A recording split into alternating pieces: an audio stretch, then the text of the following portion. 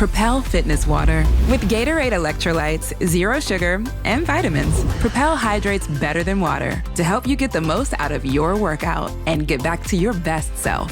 What propels you? Propel with Gatorade electrolytes. Pros, find the right flooring for the job in Lowe's newly redesigned flooring showroom. Shop our expanded assortment of trusted brands and get up to 35% off style selections, Stainmaster, and Stainmaster Pet Protect Special Order Carpet. And while you're here, save $100 on a DeWalt 20-volt max 6-amp-hour 2-pack of batteries, now just $179. Get more of what you need faster and save more where it counts from the ground up. Our best lineup is here at Lowe's. Valid through 8/26 while supplies last. Selection varies by location. Listen to the heartbeat. Chevy is called the heartbeat of America for a reason. With SUVs made to move with your rhythm. The versatile Equinox tackles your entire day. The spacious Traverse fits your crew and your whole weekend. And Trax brings style with value you can count on. All infused with tech that has your back, so your drive always hits the right chord. Chevrolet. Together, let's drive. Coach Unplugged is brought to you by great people over at teachhoops.com. For coaches who want to get better. From the Fifth Quarter Studios in Madison, Wisconsin, you're listening to Coach Unplugged. Here is your host, Steve Collins. Hey everybody, welcome to Coach Unplugged, episode 590, part 3 of our discussion with Rick. Hope you're enjoying it. But before we do that, I'd like to give a big shout out to our 2 sponsors. First of all, teachhoops.com for coaches who want to get better. I can't imagine a better time to join. Stuck in your house, don't know what to do. We're putting up all sorts of new resources. I have hundreds of hours just ready and queued up. I'm trying to get them up. I'm starting back in my internet teaching today. But so let's come over and join us at teachhoops.com. Also, go over and check out Dr. Dish, the number 1 shooting machine on the market. So easy to use. I love it because you can, all the workouts are on there for you already. So what a better reason. You can run it through your phone. You can keep track of the shots made and missed. It's just a great thing. Mention Coach Unplugged, they'll give you $350 off your next purchase. All right, let's head off to the podcast. Hey, everybody, part 3. You can tell how much fun I was having talking to Rick on these podcasts. But back to reinteract, but you know how easy that is. Right, yeah. I mean, that should be happening almost organically. Yes, it should be. Yeah, because they're making the moment by moment decisions out there. You're right. just kind of guiding the big stuff. Yes. What would you tell a young coach if they wanted to get into coaching? I would tell them, well, first of all, the mentor thing. Yep. Second of all, I would be very careful about just taking a job for taking a job. Now, sometimes you do, but I understand that. But you need to hitch your wagon to someone that you can learn from. Right. Now, that was a mistake I made. I came out of college and lucked up, took the highest classification in Tennessee, size school. Wow. And I took the head job. Right out of college? Wow. Yeah. Right out of college. And you know what I'm thinking? I'm 23. What do you think you're going to win a state title? Is what Absolutely. Well, of course. They know. I know more than everybody. Someone who appreciates my knowledge of the game. They know I don't need an assist. You're young at that time. Like, I know how to play. I must know how to coach. And just got my head handed to me. Holy cow. Yeah. So I started trying to surround my assistants were coaches that were back in those days. They were coaches that had been former head coaches, getting close to retirement. That's who I was surrounding myself with. Your circle is really important. I tell people your circle, and you can see, I mean, be a student of the game. These are basketball books or not basketball books, but there's John Gordon books, but I mean, there's all sorts of good books back here. Well, that'd be the second thing. You just stole it from me, is that I coached – well, it wasn't until about 1988 that I when I moved to Atlanta, I decided that, something, Rick, you've been trying it your way based on experience and your playing days and all that kind of stuff. And let's face it, I'm basically doing most of the stuff that my high school or college coaches did. Right. That's what you do. Yeah. That's what you do, right? Oh, gosh. My high school coach ran the flex. Guess what my first offense was? You're saying I should expect different results just because it's me doing it? Right. Come on. Right? Right. So when I moved to Atlanta, I made a pact with myself that I was going to pretend that I knew nothing about the game and ask myself this question. If you did know nothing about the game, what would you do? And you're about to coach. What would you do? Well, you would take a look. First of all, figure out who the best teachers of the game are and become absolute disciples of them. Yes. Just absolute. So at that point, for me, it was convenient to go to David Lipscomb in Nashville. Don Meyer. Oh, you don't have to tell me about Don Meyer. Oh my God. I still find you'll laugh at this. The people are listening, but I still find, like, he used to hand out all those things in different colors. I've got notebooks. You want to go bring my notebooks? I swear to God. I know. And I still find them. I find them at school. It's like, oh, there's one of that. I mean, there's a guy that changed the game too. Oh, didn't he? Yeah. Didn't he? And so he had a clinic that you had to pay for in the spring, and then he had a free one in the fall. I went to 22 clinics in a row before I missed one. That's crazy. 11 straight years I didn't miss with him, and it's not that I was poly parroting him because I couldn't. Right. I mean, he would recruit. You had to be able to shoot a three. Right. Or you had to have All-American potential in the post. Right. That's about it. That's about it. And the thing is, I think that's a good point you just made there is, and this is an educational thing. You want to take all this knowledge and put it in, and then you have to pick what's going to fit you. Oh, yeah. And I've told this story. I was under 7 head coaches before I got my first job. Yeah. And because I've been successful because of those 7 people, because I took a little piece of each one of them and I said, ooh, I like that. Ooh, I like that. Ooh, I like that. And then because there's no other, Jay Wright. There's one Jay Wright. There's one Bobby Knight. There's one Coach K. So you have to be your own person. Boy, that's good. That's a Don Meyerism right there. Yeah. Be who you are. You can't be anybody else. Yeah. Yeah. And I would advise young coaches or anybody coming into the game that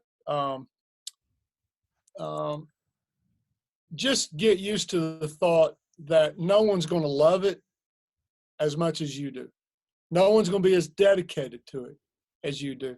You're going to run across a gym here and there, but like if you're in high school or youth, you are a small part time-wise of these kids' days and everything that they got going on, okay?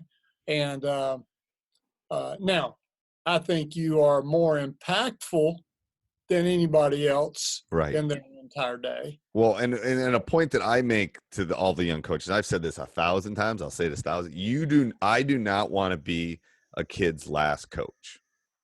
Right. Oh, that's excellent. I don't want to be especially if I'm a youth coach, I don't want to be their last basketball coach, because if I'm their last basketball coach, it means they stopped. Right. I don't want to be the last coach. I want to be part of that journey along the line for them. Right. Well, now, see, I'm going to turn this back on the read and react, but you know what? I mean, this is the things the things you're covering right now were motivating factors in creating the read and react, because I coached negatively many years. Bobby Knight, baby. It's a Bobby Knight era. I mean, look, you can get results from negative reinforcement. You just can't build long-term relationships with that. You just can't. No. And you cannot recruit the energy and creativity from players that way. It just making it miserable, Right. And so, when you were talking about helping them with their decisions, see, again, I wanted to sell read and react, not let's take something like passing. Right. Okay. I didn't want to, all my coaching life, it was, I need you to pass and share the ball to be a good teammate. Come on, right? Right. Yeah. And in the read and react, and of course you're fighting when I say that, you're having to fight at the same time. You want a player to be aggressive, take what the defense gives, and yet you want them to share the ball. Do you hear the contradiction in my voice? I mean, what? Right. You hear this contradiction in this message? Right. How does a kid decide, should I run the play or should I, no one's between me and the goal. Should I take it and go? I mean, right? If I turn it over, coach is going to, yank me for not running the play. There's problems there. I wanted to be able to say, look, I want you to pass because a couple of things. I only want you to pass if you can't beat this guy. And if you can't beat the guy, we're going to give you a chance at scoring the moment you pass. You're going to be our first option. Right. And so I think that's a lot more positive and will recruit his energy than to say, just be a good teammate and share the ball. I know what share the ball means. It means you don't want me to shoot and you want Joe over here to shoot. Right. Well, I didn't want to do that. Well, now, if that's not good enough, then I want to tell them, look, you are much better. I am going to show you how to get your shot without the ball. Right. So when you hit the lane, I want you, and here we go with everything else in the read and react. And do you work on showing on how to show on the cuts? Do you teach them, Oh, yeah. Okay. Well, just like you would a post player. Think about this. Don't you tell players in the post, look, show the ball your numbers, right? Yeah. Hands up, out, elbows out, show them your numbers, and you tell the passer, don't throw it to them if you don't see that, right? If you don't see their hands being an eager, point guard college, being an eager receiver, right? Right. Yeah, yep. Happy hands. Yep. Happy hands. Well, same way on your cuts. I'm not going to throw it to someone who's not showing me their numbers. They're eager receiver, peppy hands. Right. But I told you a moment ago, I wanted to make a point about the cutting, okay? Okay. Just want you to think about this. I want to do a whole new course on how to teach the read and react from this standpoint. I want to ask you something. You're fresh off of the tournament, the NCAA tournament, right? Right. You saw all kinds of great set plays, okay? So, all right, so those teams that run them, right? So let me draw a picture in your mind.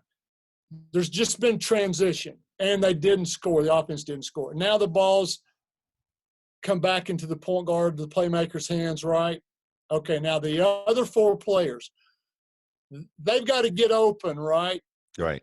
Yep. So where do they go? They stay wide.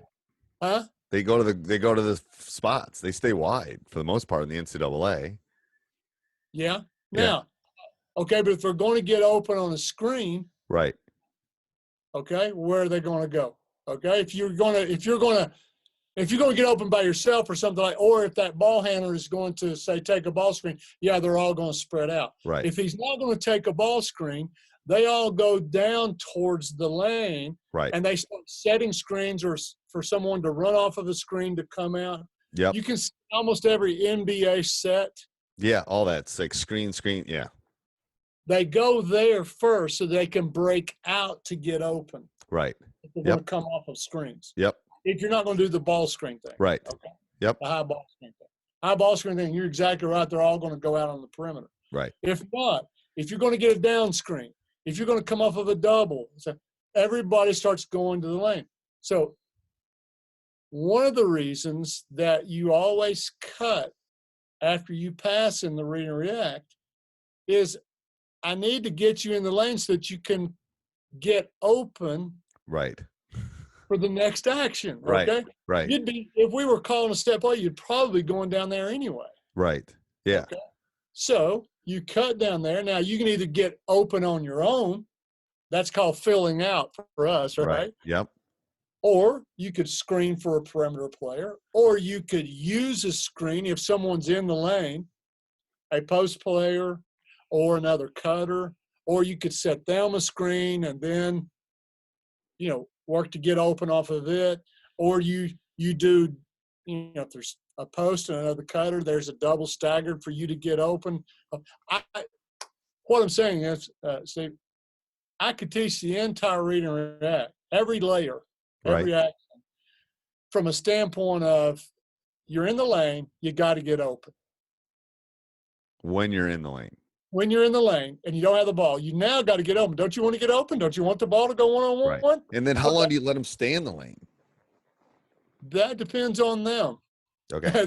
That depends. I'm not because my guys tend to stay too long. Like we have a 3-second rule. Well, now, okay. So now we're talking about purpose of your cut. Now that's why I want to talk about if you're trying to get open to get the ball again on the perimeter, you're not going to spend time wandering around down in the lane. Right. They'll throw the ball to somebody else. Right.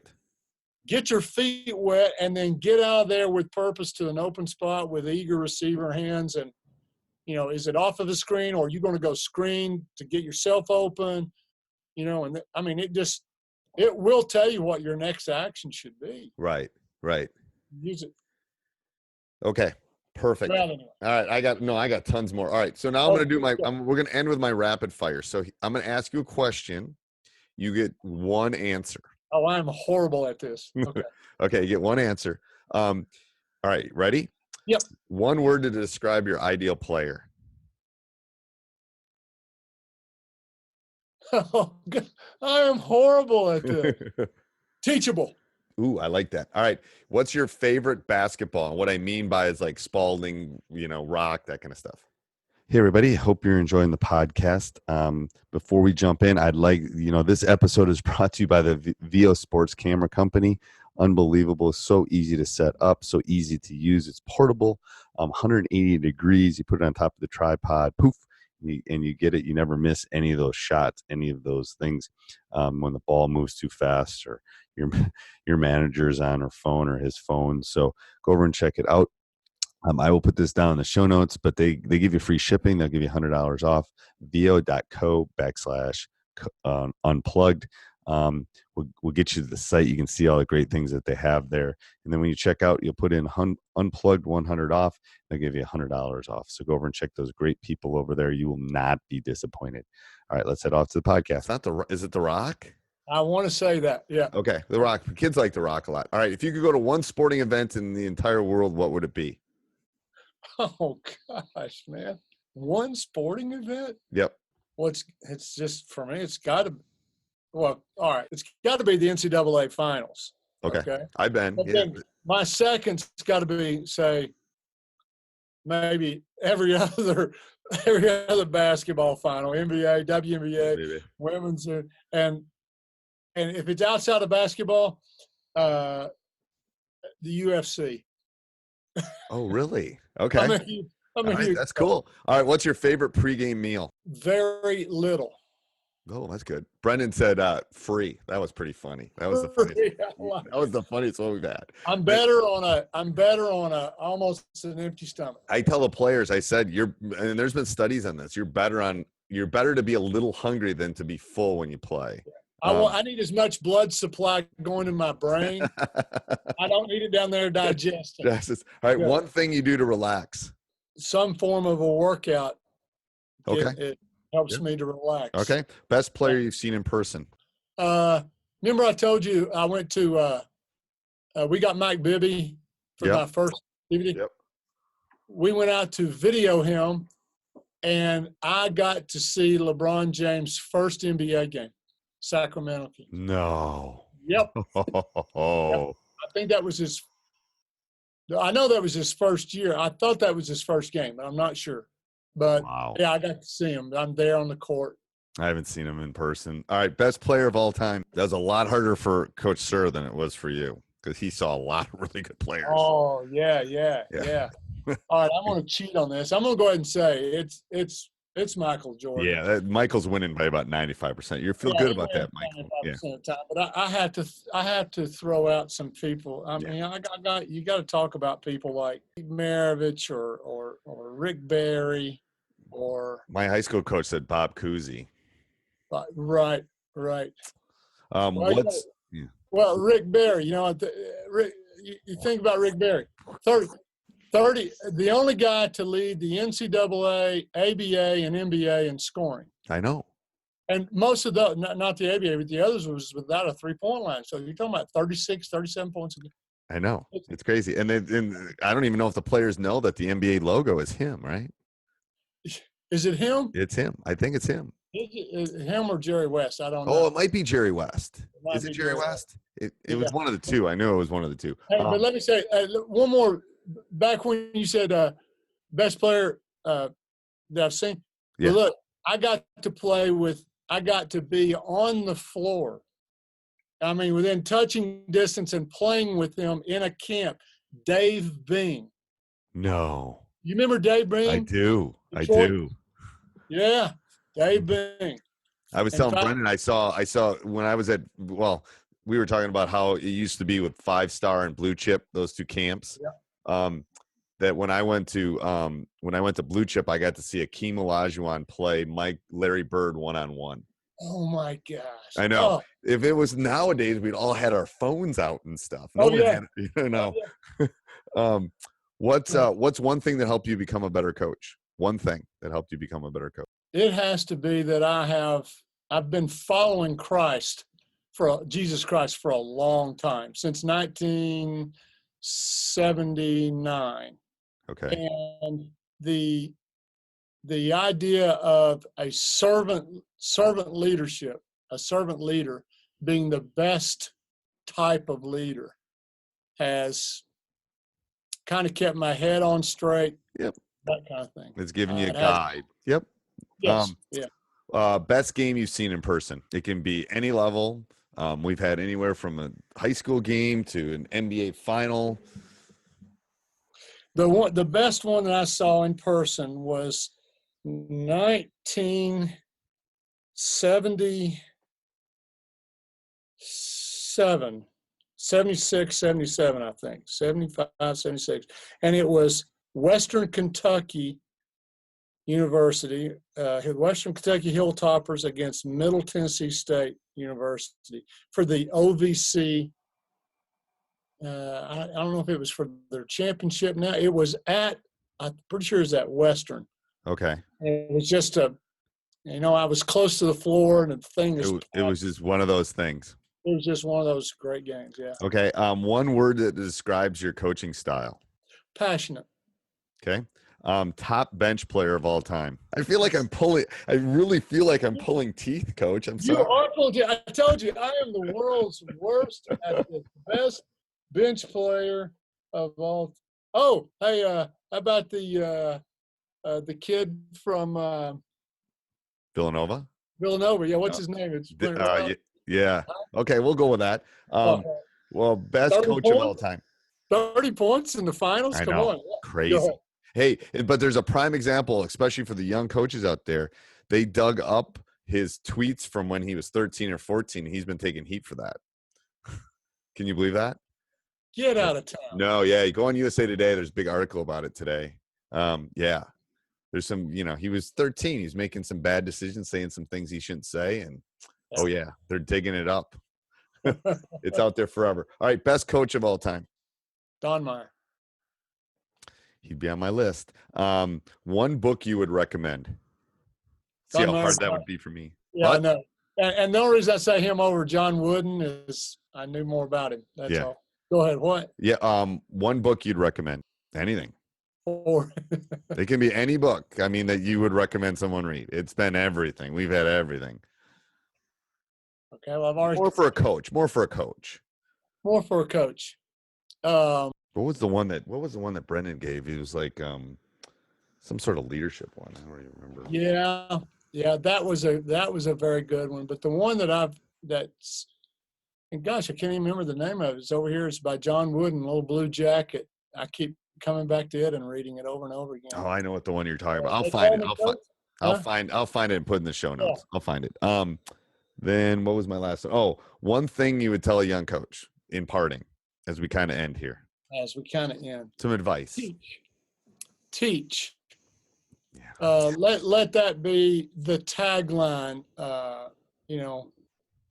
under your name. Let that be what the kids say about you when it's all said and done, that this was one of the best, if not the best teacher that I've been under. And that will cover, that's a big umbrella. Notice I didn't say teacher of the game.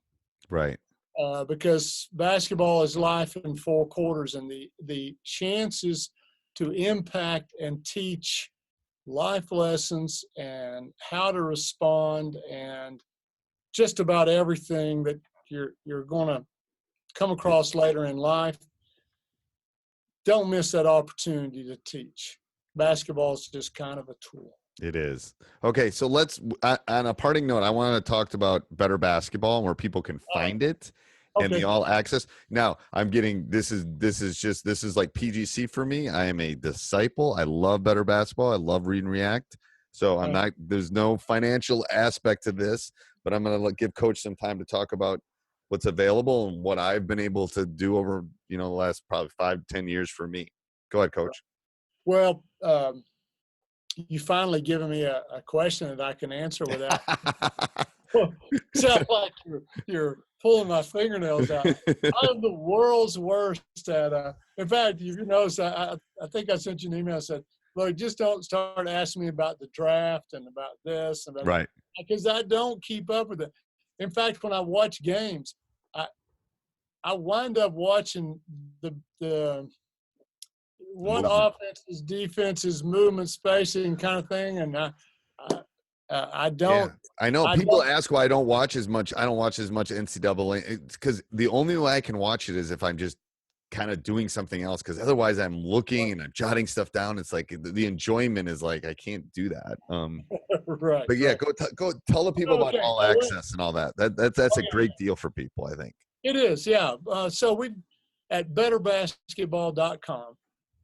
If you go to betterbasketball.com, you'll see the homepage is pretty easy to follow. You're going to see things like the vault. That's just where we hold all the videos I've done in the last 16 years. And you're going to see all access. There's a chance for you to kind of explore around. But let me give you the bottom line here. I got about 1,500 videos. I think it's, I don't know how many hours that is. I've forgotten now. But like I say, I've been doing this now since 2001. So you said, and the thing you sent me, it said 1,500 videos totaling 140 hours of instruction of coaches and players. Yep. Yeah. Okay. It is. It's not just now. Yes, the Read and React has become the locomotive, the engine that pulls the train. Right. Okay. I've got quite a bit of stuff there on player development. There's a lot that I'm going to go back and redo and attack and that kind of thing. But you were talking about all access. Right. A few years ago, we noticed, when you get a certain amount of videos on there, a new coach comes on, let's say they buy the Read and React. Okay. Well, I'm also wanting him or her to watch the practice videos, right. the one-day practice, and then, developing the Read and React player. That's a player development one, and I'd also like them to watch this and that. And it's like, gee whiz, I got to make this easy and financially easy. Right. Right. Yep. And so we came up with an all access pass, which is $249 a year. Right. And for that, you get to watch everything that's in there. And I don't think people take this into consideration. And anything new that comes out.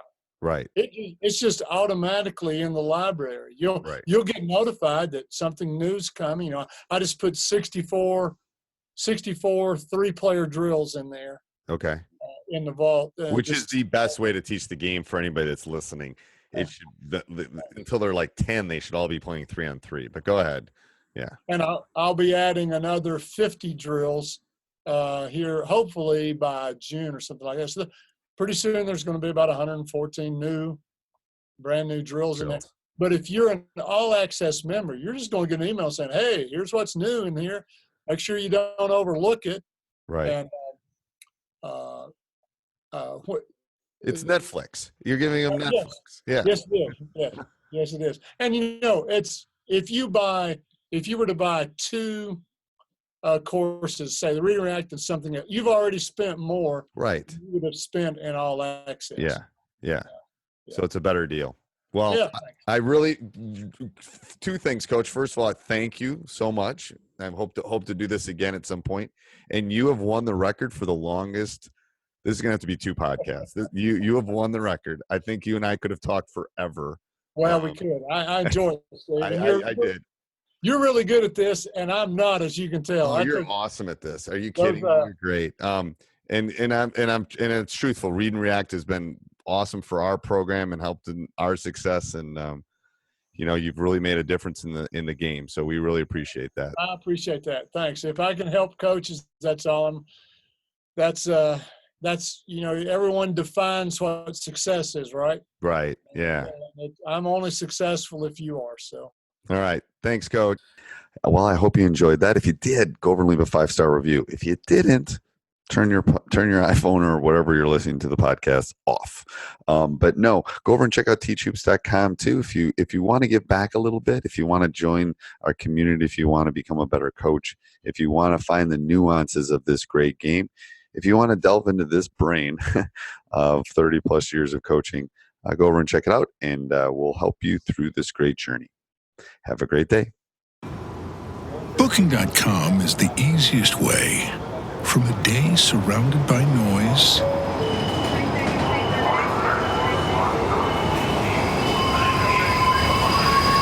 to a stay surrounded by nature. That's nice. Go on, book it. It's easy. Booking.com. Booking.yeah. Close your eyes, exhale, feel your body relax, and let go of whatever you're carrying today. Well, I'm letting go of the worry that I wouldn't get my new contacts in time for this class. I got them delivered free from 1-800-CONTACTS. Oh my gosh, they're so fast. And breathe. Oh, sorry. I almost couldn't breathe when I saw the discount they gave me on my first order. Oh, sorry. Namaste. Visit 1-800-CONTACTS.com today to save on your first order. 1-800-CONTACTS.